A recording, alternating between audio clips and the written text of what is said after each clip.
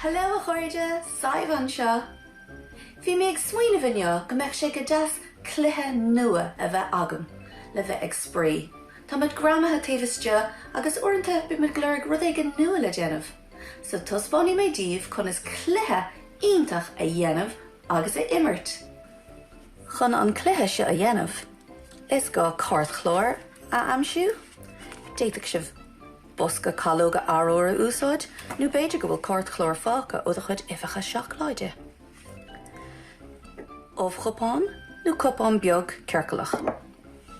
Sisúr, peán luí agus rion dahanna, an i chéad rud atá le déanamh ná rá ceirceal déag a dhéanamh ar an gcort chlór. Táring timpeall ar an óbhchopán agus an sin gar amach iad.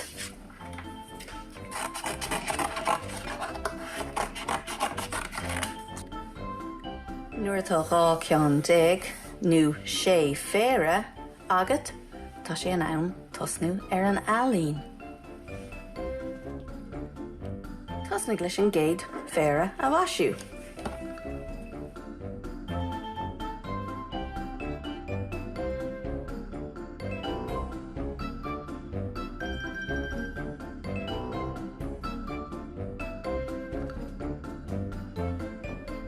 Is gá go mbeidh siad díreach mar an ggéana.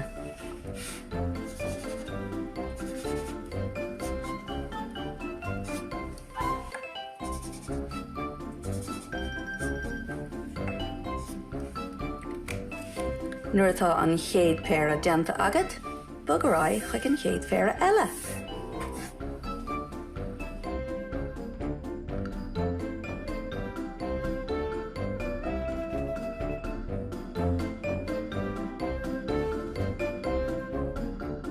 Lean airt go dtí go bhfuil sé féire agat.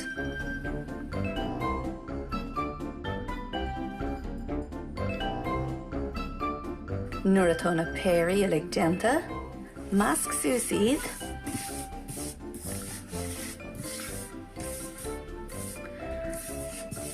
agus caspanos ceann iad. Inis is féidir an cluiche imirt. Caithfidh tú na péirí a aimsiú. Mia.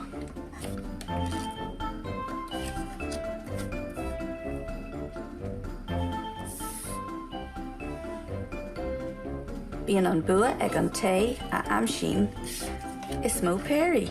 Tásúla go mbeidh sibh sprí as gur cluiche nua. Slán!